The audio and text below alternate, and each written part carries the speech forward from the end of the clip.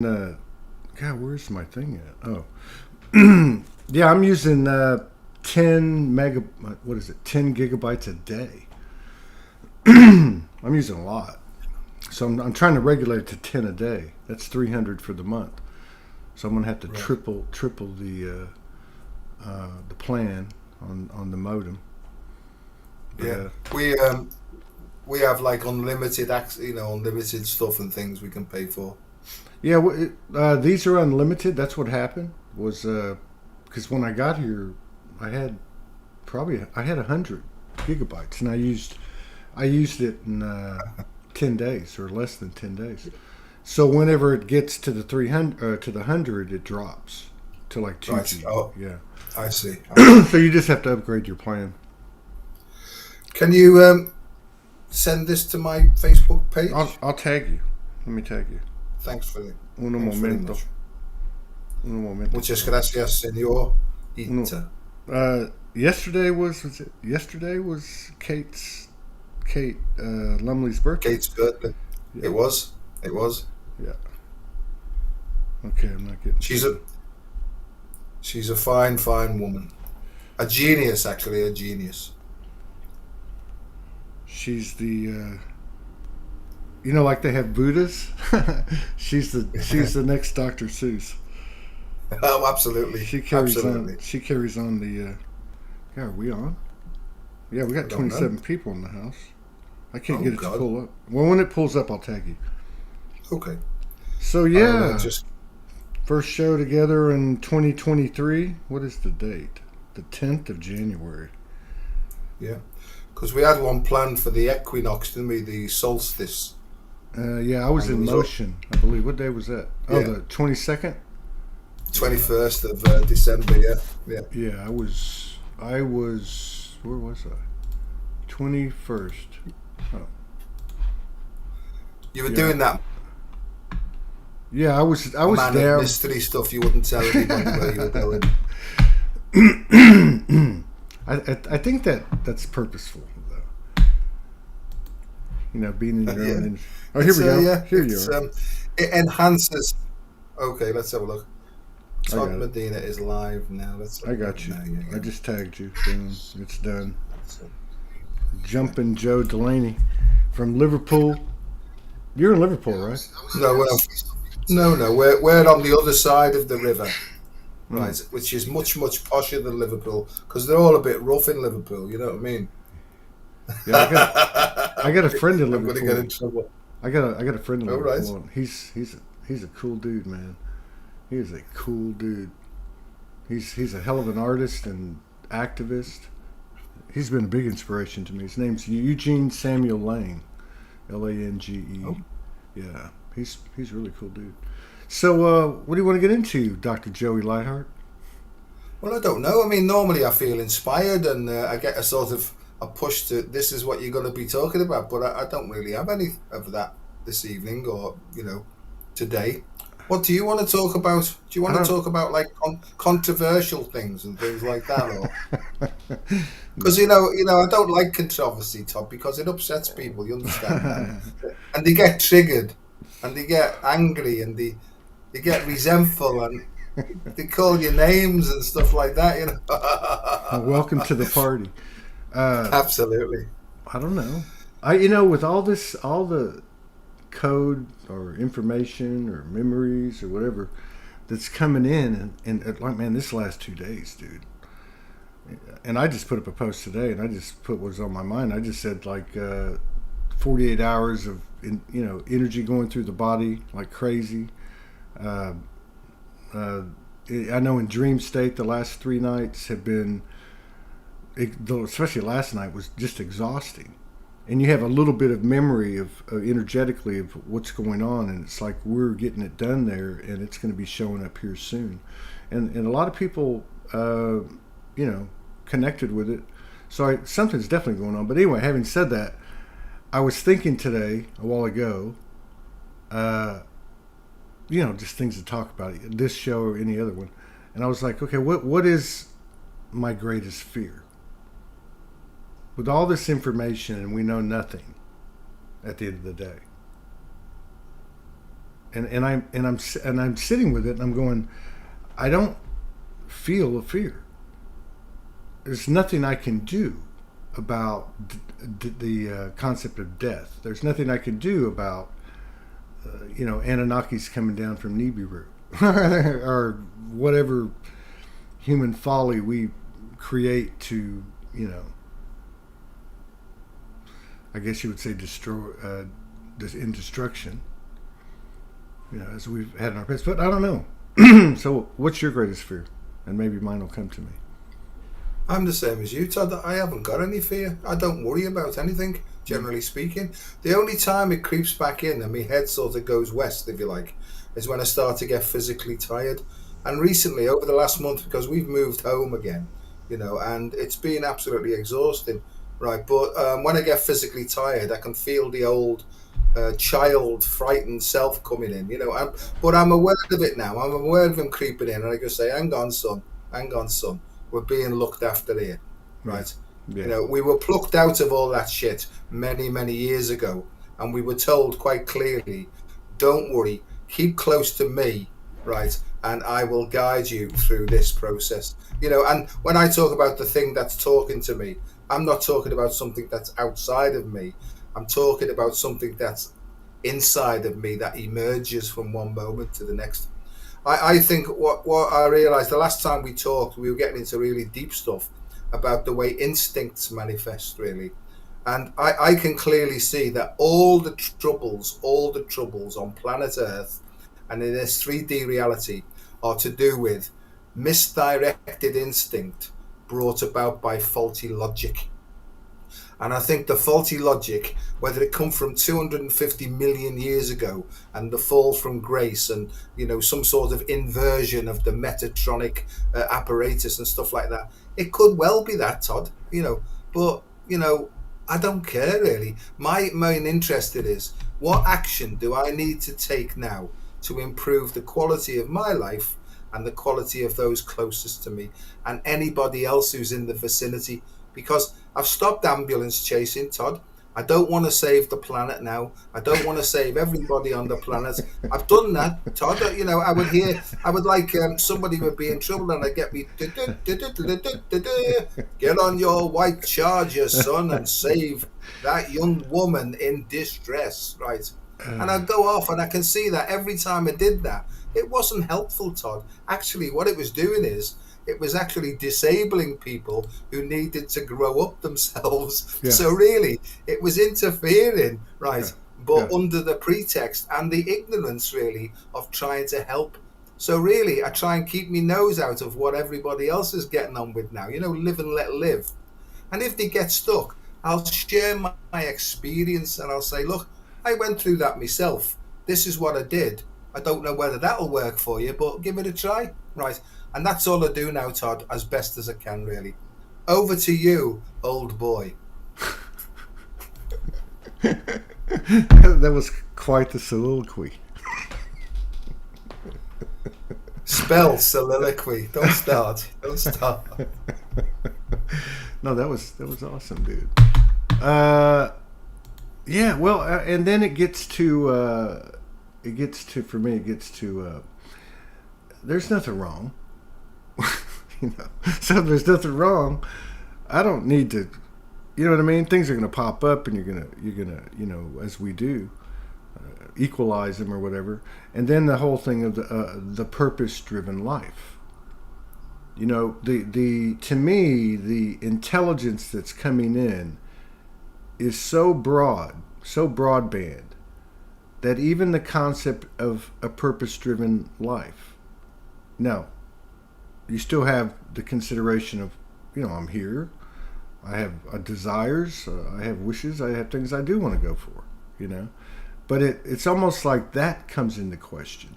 And I can't really speak to it. I'm just going off the cuff here. But the senses of it is like, just chill. I mean, literally, just be where you're at. I mean, I can't really explain it in words, but almost like there's this kind of like this goo around us, right? And it like makes us move slow, and I'm saying that metaphorically. Um, and it's being lifted. It's just being lifted. No matter who we save or don't save, or you know what I mean. I don't know how to go any more specific than that because I can't make sense. No, that makes perfect sense to me because I can see that as an epigenetic shroud that's basically like a cocoon that's built up over eons of time based upon not only our own personal conditionings and programs, but also familial programs, cultural programs, global programs, and beyond global programs. And I think that this has been, see, you've got me now. This has been going on for a long, long time. So we have, and this is the way I feel, Todd, and whether it's true or not, I don't know, but I have a sense of it could be true, but I'm not 100% certain. And I'm only ever feel like I'm ever touching and scratching the surface of what's possible here in understanding. So I do believe that there is something called a primary template, which represents perfect balance. And that to me is linked to unconditional love. I think that that's what that is. But I think over time, it's been misdirected and there's almost like been a load of shit, right? That we've, as we incarnate, we pull down all these sort of this shit, but the shit are purposeful, the purposeful lessons, right, that we sign up for in the soul's, right, what do you want to do next school, so it's a sort of almost like an evolutionary development of the soul, and it can pick for itself what it wants to learn next, a bit like Star Trek choosing a holographic program of what it wants to experience next. So I do see that within some sort of holographic construct, right, this is what I've come to, Todd, and rightly or wrongly, it's just the way I see things. And I'm not suggesting anybody else see like this. Get your own vision, right? But the point is, I see that it's all about self-actualization on planet Earth. It's all about self-mastery, and it's all in the end about mind. This is all about mind and different depths, different dimensions of mind, and different actions that need to be taken in order to clear the shit so we can expand our consciousness and get more of an understanding of how the cosmos with a K operates. Over to you, Todd.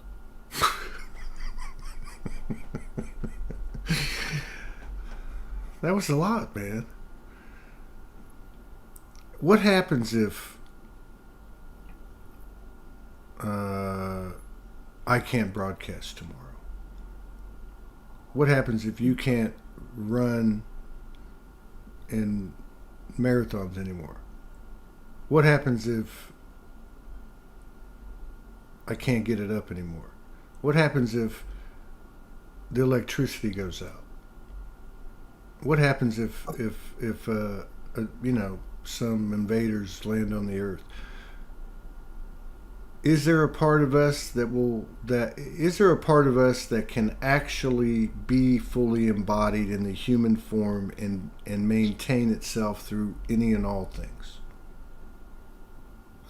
99% yes. I think there'll always be 1% of disturbance, because it's the emotional disturbance that motivates us to look deeper. So I think in a 3D reality, there will always be some sort of motivational, emotional disturbance that if we're tuned in a mindful way, we can step back rather than reacting to it. We can step back and go, hang on, I feel disturbed here. There's probably some sort of a lesson that I need to learn from this, or an action to take. I just step back and I'll sink into my heart and I'll ask my intuition, what are you trying to show me? Right? And I think that's how it works, Todd. And you get the answer, oh, it's okay. You exaggerated a bit there and you told a lie. Go back and say, hang on, I exaggerated a bit there and I wasn't being totally truthful. Oh, do I have to go and say that?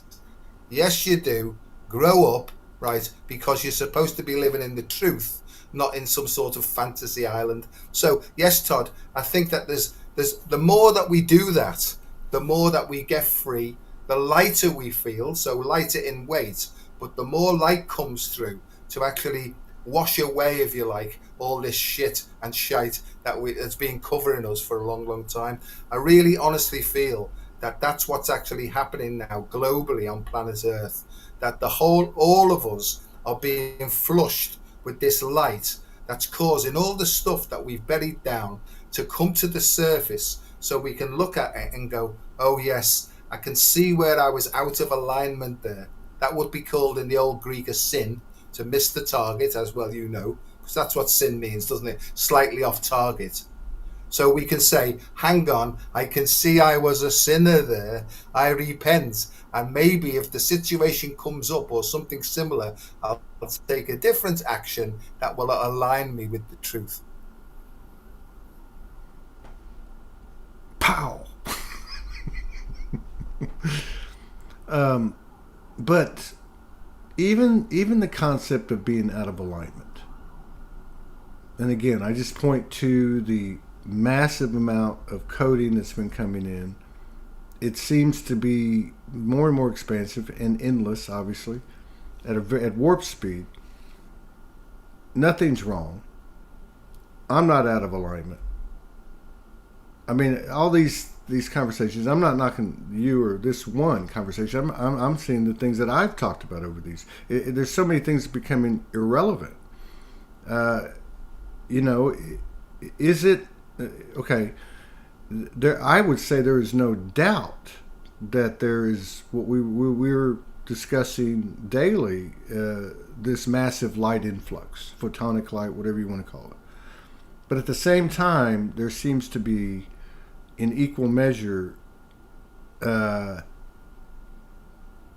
destruction or a death or a birth. I don't know how to explain it, but it's dark, and I don't mean dark like woo scary. No, they just seem to be happening at the same time. So for me, and I'm not trying to put anything in the field. I'm just like, okay, this shit's getting crazy, and I don't mean crazy in a bad way. I just mean in potential. And that means any and all directions. So I wouldn't be surprised at all to see something very distorted be presented to us, especially after watching the COVID fiasco. And how are we going to react this time? We've done a lot of work on an individual level that I think is going to serve us both in what's coming and how we react to whatever comes. I agree, and you're using the word react, and I'd say respond. Really, I know it's only a sort of a word. Well, I mean, I was saying react in terms of COVID, because you could almost look throughout the entire community, all communities, and there was a lot of reaction, including me. So I mean, everybody got charged one way or the other, and it was a great gift. Don't get me wrong, but that's what I was referring to. Yeah. You see, in simple terms, the way it works for me now is, if I feel emotionally disturbed, I'm not saying having emotions, I'm talking about emotional disturbance now. If I feel emotionally disturbed, I know in me that at some level, either consciously or unconsciously, right, that my ego feels threatened. And this is where we left off our last conversation. So my ego is threatened, generally unconsciously. So in order to gain more and more understanding of myself, know thyself, until I know self be true, I have to develop a technique that goes, oof, okay, there's a trigger. I know it's not the divine part of me, because the divine part of me doesn't get triggered, right? So it's the ego, and it's some sort of a lesson that I need to learn in order to let it go or expand or whatever, So I sort of welcome, in a way, triggers. I never used to. I used to emotionally react and maybe beat somebody up or kick somebody or cry or all that sort of thing, So the thing about it now is, I feel the trigger, I step back, I breathe it away, because the out breath helps you to emotionally disengage from it. So there's the first thing. And then it floats up in my vision, and I can say, oh, right. And I bring in my intuition, and I say, can you please show me what this is about? And I sort of get a vision on a stage of, yes, do you remember when this happened 30 years ago? That's the action you took. You will, in the next few days, right, a similar situation, not the same, but a similar situation will be presented to you. That means in the present moment, right? This time, let's see if you can take the correct action. And so then I take the correct action, that dissipates, new energy flows into my system, my consciousness expands, I get a couple of days off where I'm plateaued, and then the next lesson comes in. That's how I see it, Todd. It's all based upon my feelings first now, not my thoughts, you know. And I have a way, you know, you said, what happens if this happens? I've got no idea. I'll wait till I cross that bridge. Well, that's true. Yeah, that's true. I mean, I get that. I was just drawing different analogies as to, you know, well, anyway, go back to what you said. So basically, if I'm understanding you, the emotions are becoming, the emotions are like the nudge from the intuition. We're moving into some space where the connectivity, the links of communication are moving closer together or something, right? So the emotions are nudging us. The intuition might be that force behind it. It's something telling us something's off, and that's that instinct. That's or let's just keep it at intuition, right? Yeah. And it's something I think that we're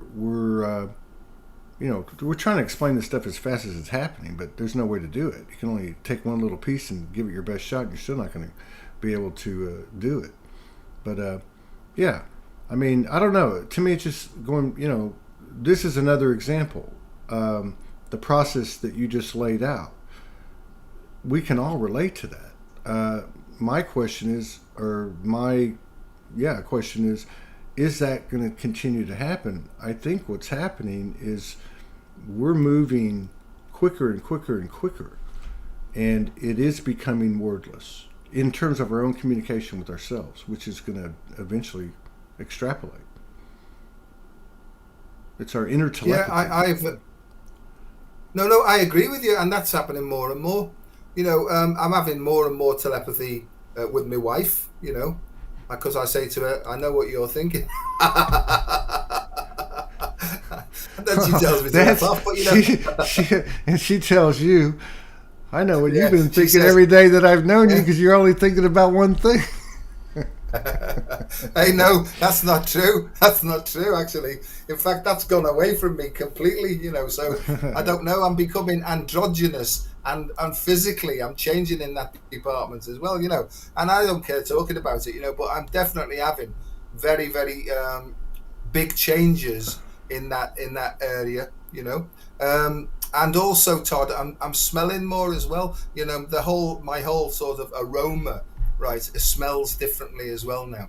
I've got much more of a really smelly sweat now, and it's something that I haven't had all my life, really. I've never had smelly sweat. No, you know, I'm being very, very honest now, because I think what's actually happening is I see it that it's perception, the way we see things, that depends upon how our mind is set.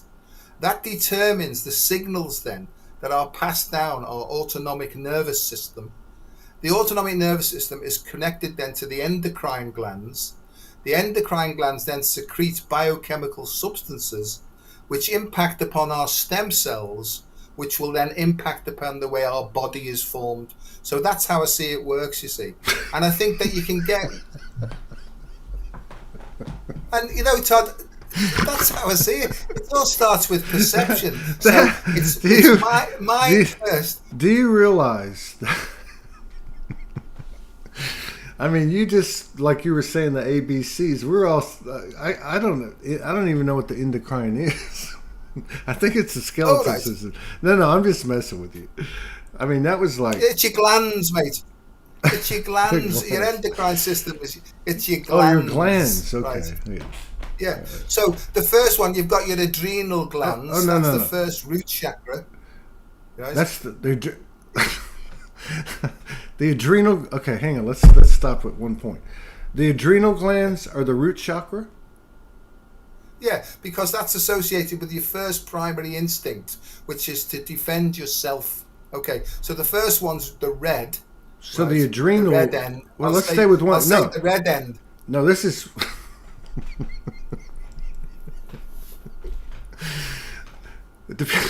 People get that mixed up, Todd, because they think that the red end's Well, it associated. depends on what ethnicity you are. We call it a brown eye. Oh, okay. Anyway, carry Okay, on wait a with second. your questioning. All right, wait a second now. Okay, because there's no way we can learn all what you just said. There's no way. But let's just start with the adrenal. All right, because you've already brought up several different things. The adrenal's tied to the root. The root is this is where we're at. We're in the root now. I'm sure everybody understands that. This is crazy. The energy the last 2 days and the previous few weeks. So there's a relationship. So the adrenal is part of our physical body. That's the endocrine system.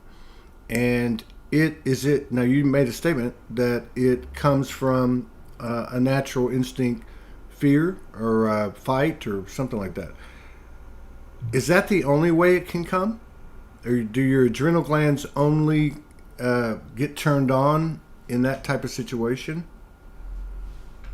No, because even thinking will do it. I mean, it's a perception of. This is what I was saying before. It starts off with perception. So if we perceive a threat, if the ego perceives a threat, it will automatically send an impulse to the adrenal gland, which will release adrenaline, which is Right. epinephrine, Right. and then but the first thing is, Todd, that takes about 10 to 15 seconds to actually happen. There must be some sort of signaling mechanism that happens before that. For example, if there's a bus coming at you, you'd be dead if you waited for the adrenaline response. So there must be some sort of other quicker information processing system that goes on, and that goes electrical. But Todd, this is the important thing. When we get into perceptual mechanisms, we're in the quantum universe then. We're into quantum reality, and we're into what's called a magneto-electric effect then. So we're into more subtle energies and subtle... I'm for your benefit, I'm keeping this as simple You're as going possible. too fast. Hang on a second. I'm still back at the. Hang on. No, you. Okay, hang on a second. All right. So it was the adrenal glands and the clarification, fear, the ego and fear. Okay, ego really it makes total sense, right? Then the statement that it takes 15 seconds. Then the statement or the question. There must be something that signals prior to that 15 seconds, right? And maybe that's the space, part of what's happening. Maybe that's why for many of us, and I think we can say this, our lives are calming down, right? So maybe we're more conscious in that space, and because I think now that you bring in the ego, it gives us a much better understanding, because obviously, if you run around the corner and there's this big dog and, your adrenals, the whole thing pops in pretty quick, right? But also, like if somebody says something or you hear something you don't like, or you even think something in a loop, oh, so-and-so did this or so-and-so did that. And I could see that. Like when you get into a discussion with someone and you start feeling that inside, that's your adrenals, right? That must be your adrenals. And you're shaking a little bit and quivering. So, okay, so let's stop there. So that was my point, or that was my observation. Maybe we're more conscious in that space, so less triggering, less projection, less drama, and our lives are kind of coming to a nice simmer instead of a boil. Yeah. Todd, that was perfectly explained. We're getting more space before the reaction kicks in, and we can consciously choose now. This person has just called me a bad name. Now, before, when we were in our childishness, we would react. And if you were a strong person, you'd punch him in the nose. And if you were like a victim, you'd go, oh, they've just called me a bad name. But now we're being given the opportunity to consciously to step back and say, how important is this that I remain disturbed?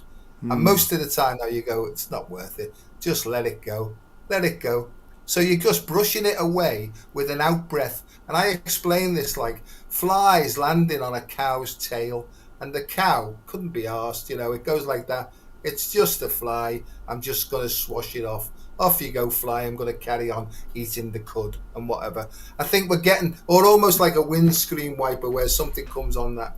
Yeah. So we're being given the ability now to consciously give deeper consideration to things that we used to react to in the past, and now we can let go of, because how important is it? Yeah, And most of the stuff. it's like the Go on, mate. physical. It's like the whole body being involved in the establishment of a new neural pathway. So Absolutely. and I find it interesting too, because we're talking about it today just because it came up spontaneously.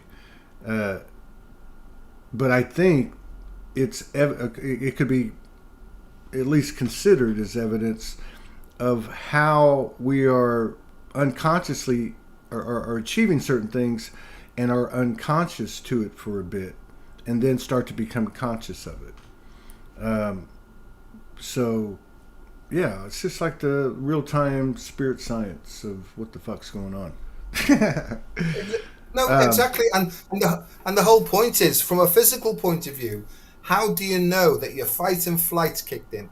Technically, and I'll do this slowly, it's called the defense arousal response. That's what the fight and flight response is.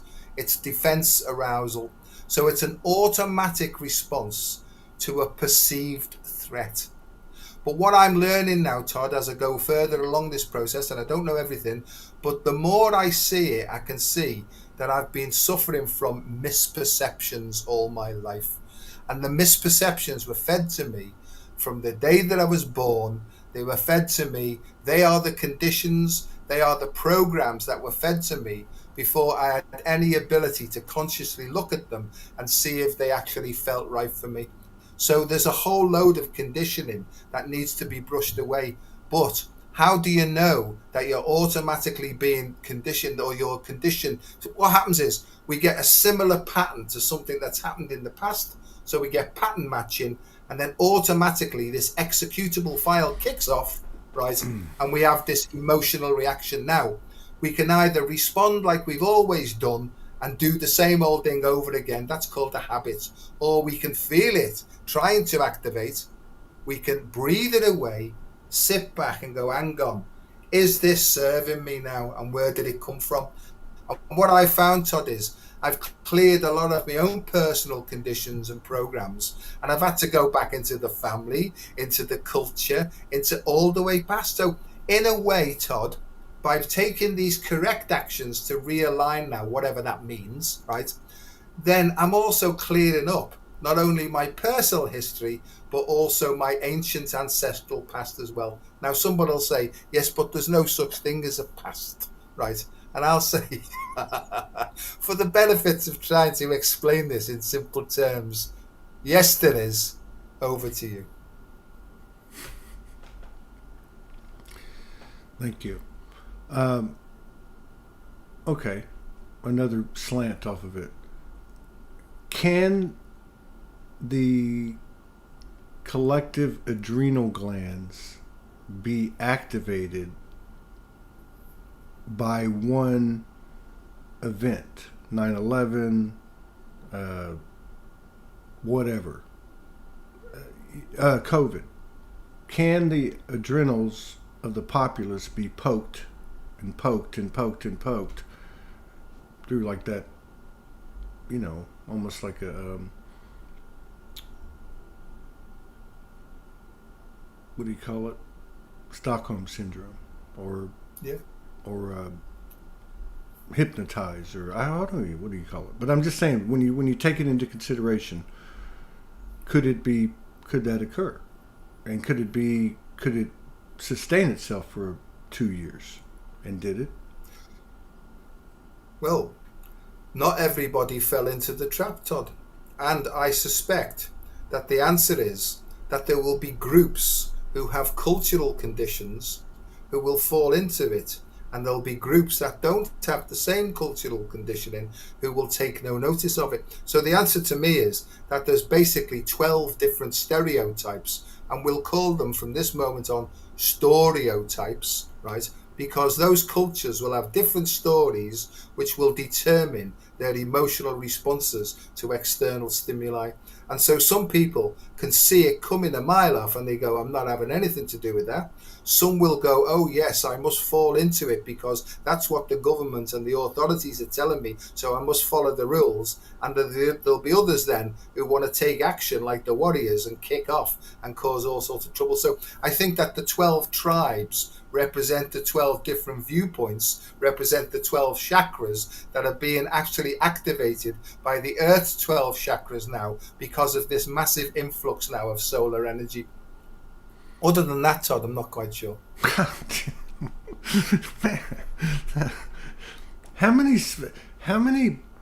long have you been doing public speaking? Yes, quite some time now, over 30 odd years. My God. Do you mean shut up? No, you're like a mixer board. It's like a boom. Like when I do the remixes, you just put another one, boom, boom. Very cool. I do see what's happening though. This is what I feel is happening, and I mentioned this before.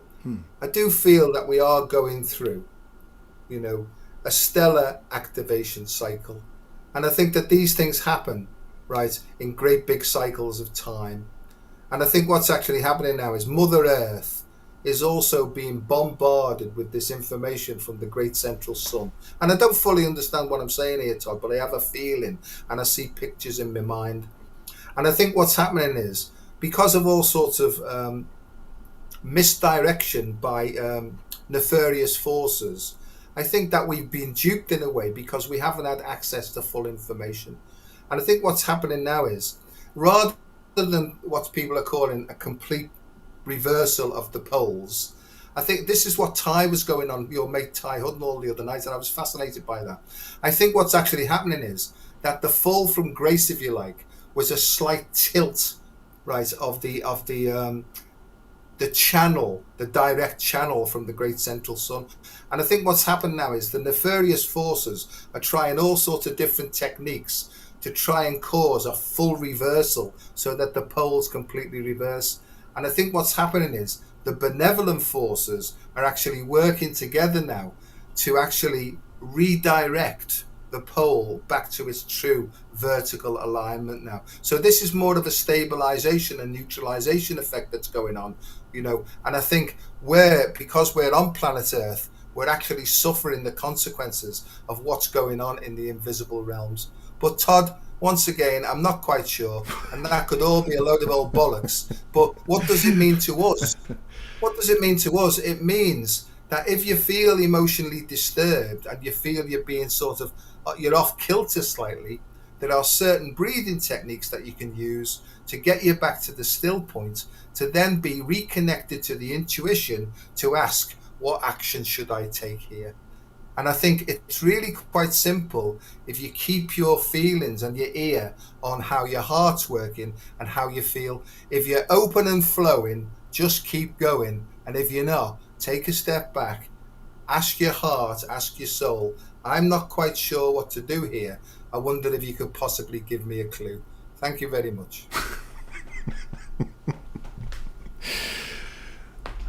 These are like perfect sound bites.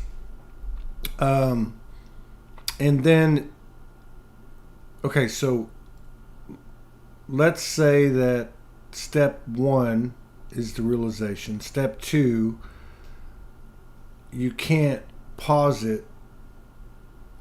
The adrenals kick in.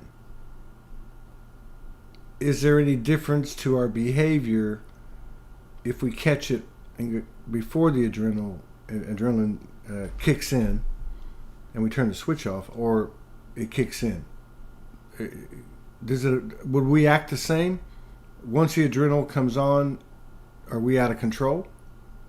Yeah, that's it, Todd. And this is where I talk about being clean and sober, because I think drink and drugs actually inhibit your awareness, and that's why so many sort of violent actions and things come out, because the whole instinct kicks off without any previous sensitivity or prior sensitivity to it. So I think by practicing the techniques that I'm talking about, you can actually feel the Yeah. changes in energy, first of all.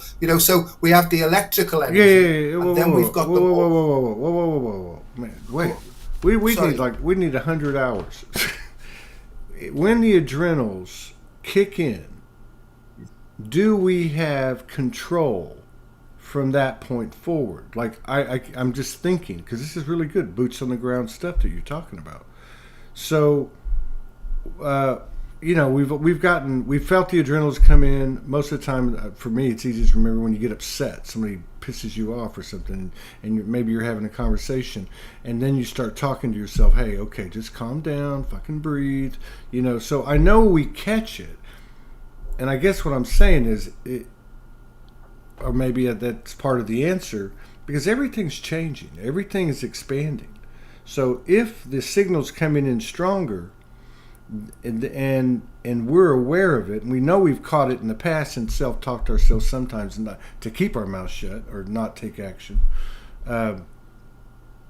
can we, I guess I would say, like, can we, will it even matter if the adrenalines go off? And is it a bad thing if they go off? I mean, I don't know. I don't know much about this stuff. Yeah. I think that the purpose of the adrenaline response, the defense arousal response, is to save you from immediate physical danger. So wouldn't adrenaline? Okay, so the adrenal glands, wouldn't they kick off like in intimacy? Or not the adrenal glands, really, unless you were bringing a violent act into it, because in some sort of intimate thing. No, I don't mean that. I meant like you mentioned 3 words a while ago: arousal, something else. What were they? Defense arousal response. Yeah. Defense arousal response. And when you said that, I was like, wow, yeah, there is a connection, like defense and arousal. So. And response, if you throw that in there too. So basically, all 3 of those could be the same exact frequency. That would be like triad, like 0 point. Yeah, I think so. The primary instinct is self-protection. The second one that comes in the sacral chakra is to do with the preservation of the species. So there are 2 primary instincts. And also, along with those instincts, comes a certain feeling when they're acted upon and satisfied. This is the whole thing about sex and violence and stuff like that. There's such powerful feelings that people get addicted to these responses, you see. So, I mean, there's a whole load of stuff that we could talk about here. But the point about it, Todd, is unscrupulous, nefarious forces, right, could actually influence people to keep us in the sex and violence response, right, or the defense arousal response, in order to keep us on our toes and always to be just on the defensive. So all we can think about is protecting ourselves, right? I don't know whether this is making sense now, but the point about it is, once we get a bit... Go on. So you were saying before is it possible that some sort of one episode could get everybody kicking off into fear? I would say, no, I don't think that there is, because there's certain people who are at different stages of understanding who would be more detached from this, who would probably be saying, they're all trying to con you, take no notice, just do what you're here for, enjoy your life, open your heart more, because ultimately, the more the heart opens, the more the soul will come through, the more that will radiate a more balancing energy. So over to you. Well, there's so many things coming into my head now. I find it difficult to explain.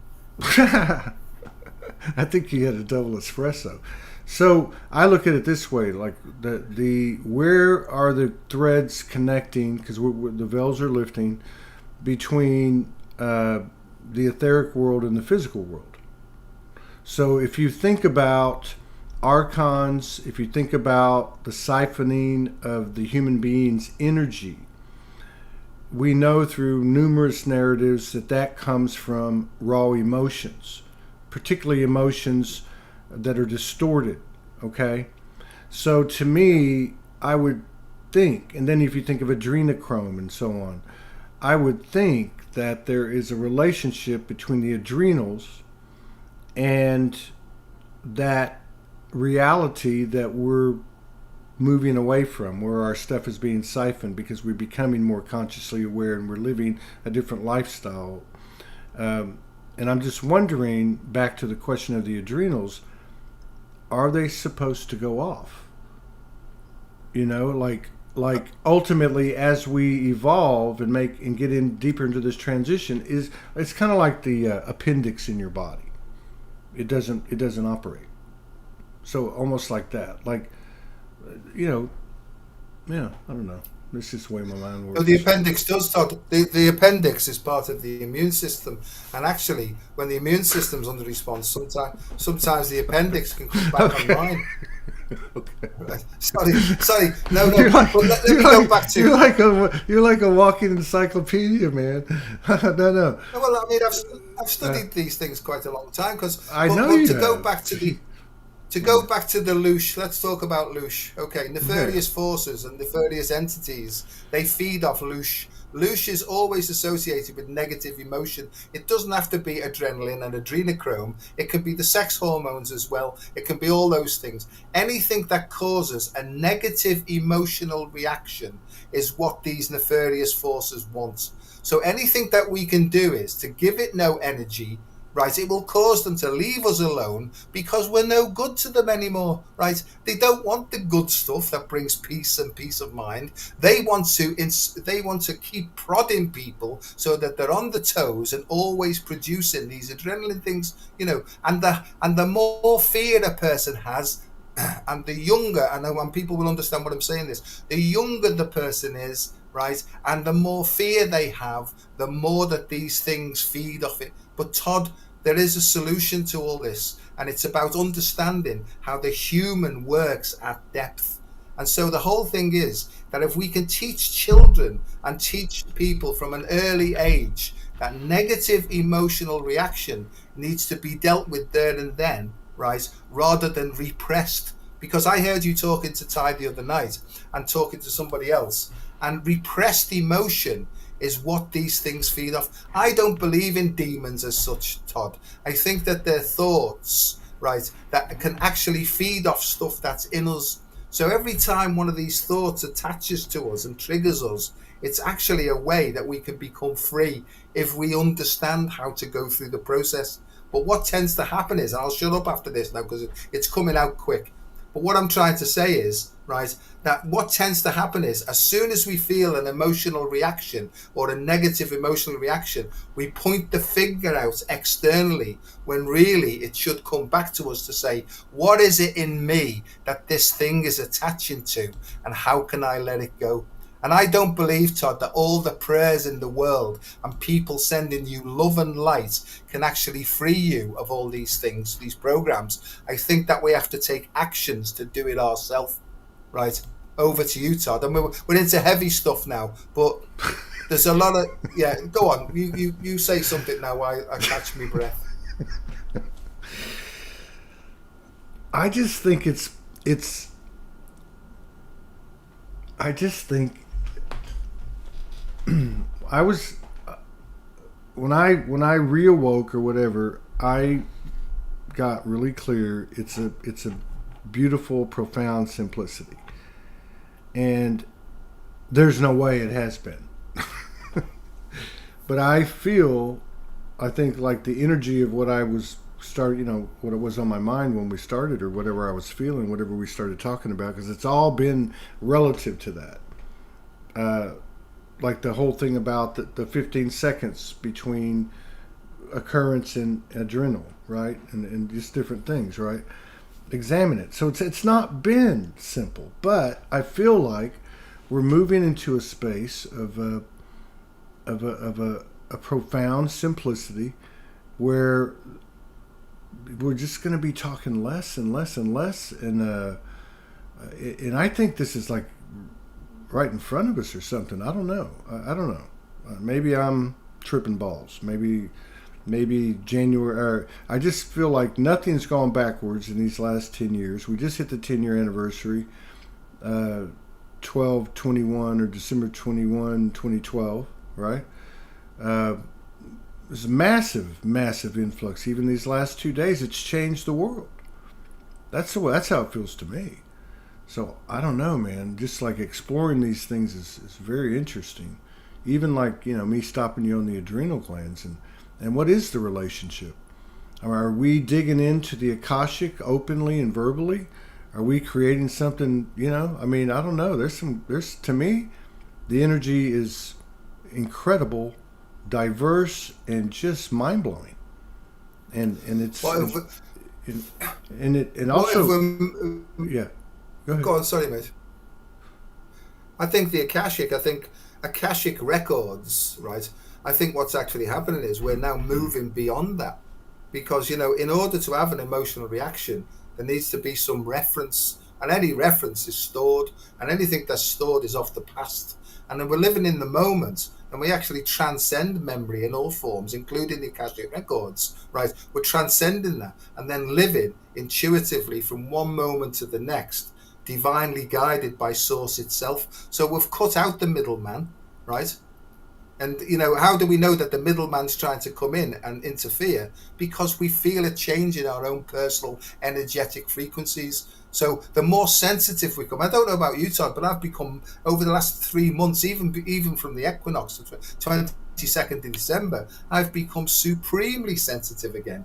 And I've been having paranoid attacks like I used to get, right, 30 years ago. But now I know it's not paranoia. I just know now it's my radar's going out, it's picking up more information, and before I thought I was always under attack, when in actual fact I'm just picking up different frequencies of energy as I go further and further and get Good closer point. to That's Source. a good point. That's a Yeah. very good point. Yeah. Because they're again overcomplicating in the past, not overcomplicating, but in order for us to get to even a discussion like this, we've all gone through all these, and so part of it was I'm an empath. I'm feeling all these energies, identifying as people primarily, and it's making me anxiety. I'm anxious. Same here that you're talking about, especially as we've ramped into 2022 and 2023.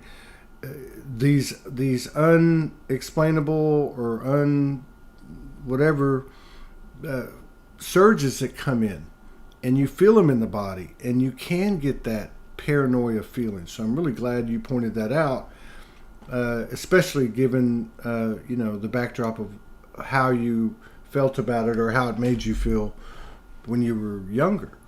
And I think a lot of people could relate to that. What is it? It's like a space between anxiety and paranoia. You know what I mean? It's not worry. It's just this feeling, right? This jittery, you can sense something, but you can't put your finger on it. And maybe what you're saying is it's a very good point, just to be aware of it. And I think then when it used to happen to me, I used to drink because that used to take that feeling away temporarily, right? But now I know that it's just an extension of our radar. We're picking more information up. And so I can feel the emotional reactivity coming in, but I know now that that's an ego threat at some level. And by the way, I don't think that the ego is a problem. It's attachment to the ego that's the problem.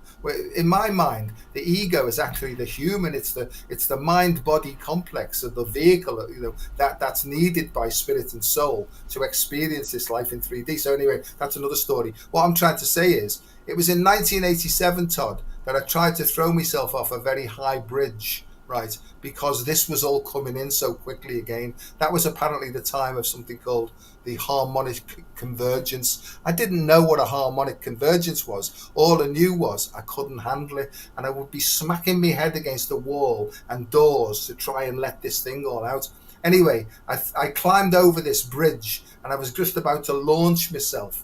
And out of nowhere, an old woman grabbed me by the hair and pulled me back over, and I hit the floor. She called the police, she called the ambulance, and I was sent off to the psychiatric department. Okay, so that was the start of this in 1987, And then in the psychiatric department, I was sort of introduced to a different way of looking at things, and that's when my journey sort of awakening started then, really. I don't know why I'm talking about this, but so I've been sort of smelling my way through this and trying to get more understanding. And you know what, Todd? I feel like I've only just touched the surface of this thing, but there's something deep in me that keep saying to me, "It's okay, son. We've got you, right? We are you. We've got you. If you get stuck, sit down, zip up," which is hard for you to do because you love the sound of your own voice, right? Shut up, listen in, and we'll give you some information that you might want to take to heart. There we are, Todd.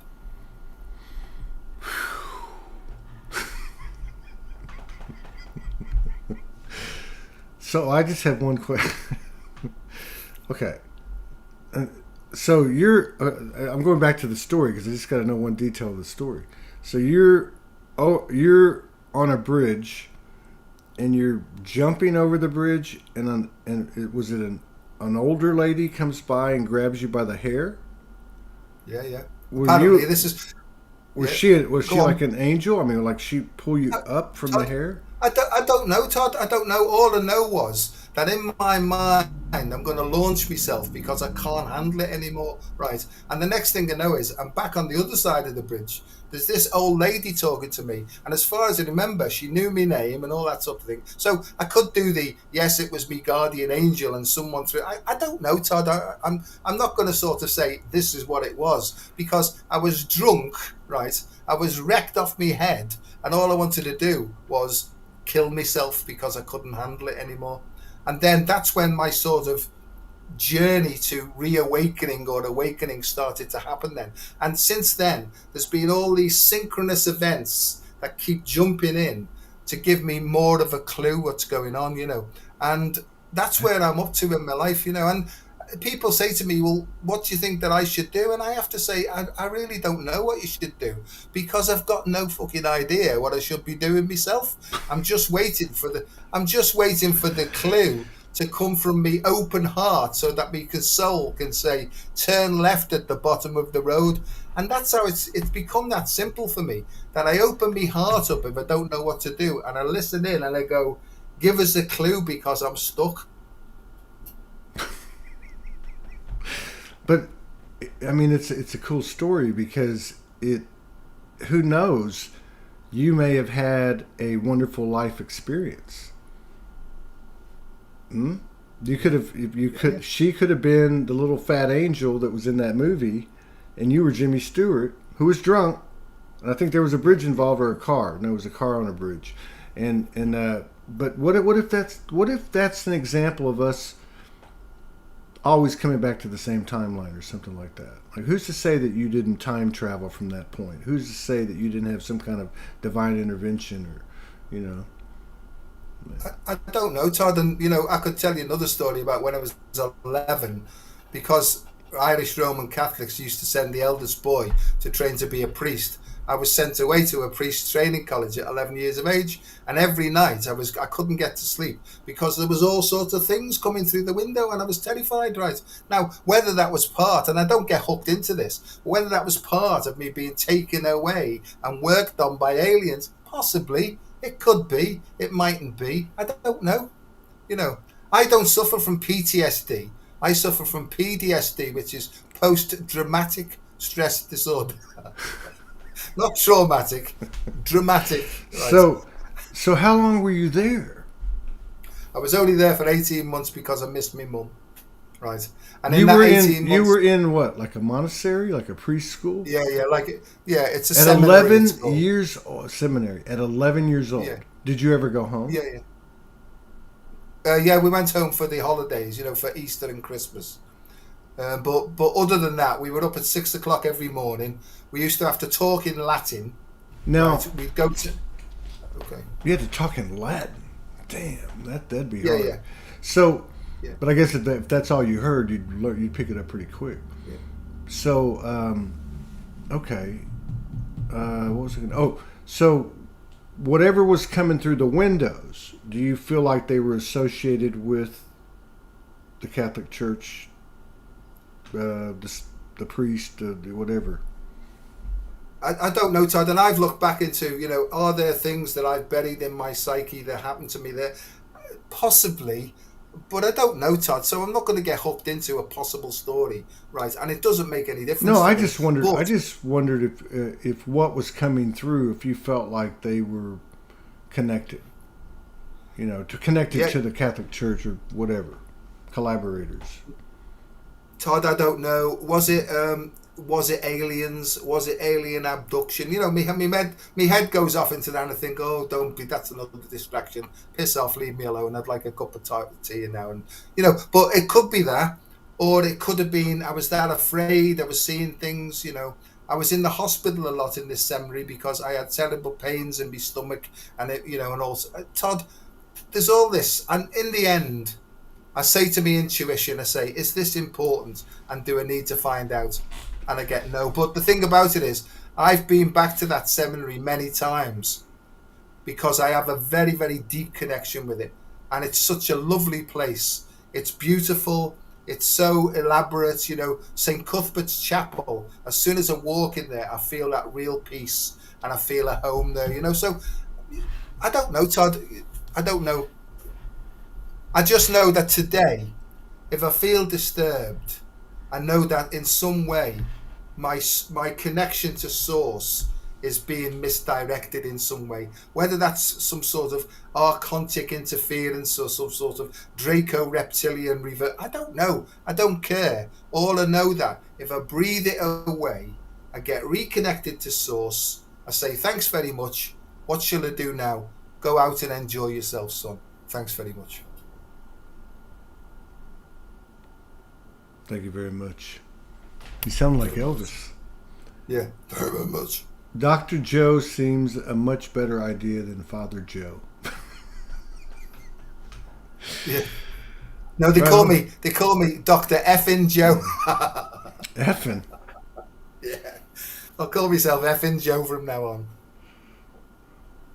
No effing. So you started off with what you want to talk about. I don't even know what we've been I don't know. But we did it. We got one more show tonight, and a lot out of the ordinary late show because it's going to be from Perth, Australia. Honey Wynn. She was on in December. Very very lit. Very much a hybrid. Should be very interesting. Dr. Joey, good to see you again, brother. Keep on keeping on. Don't run yourself. Lots of love to you. Don't run yourself too ragged on those marathons. Oh no, I've got it coming up in May. That'll be my 20th marathon. Is it a full blown one? Yeah, 26.2 miles. That's your 20th. But I'll one? just. Yeah. Dude. Hey, I'm not just a pretty face, Todd. Dude, that's big props on that. Most I've ever done was half. All right, brother. I'll talk.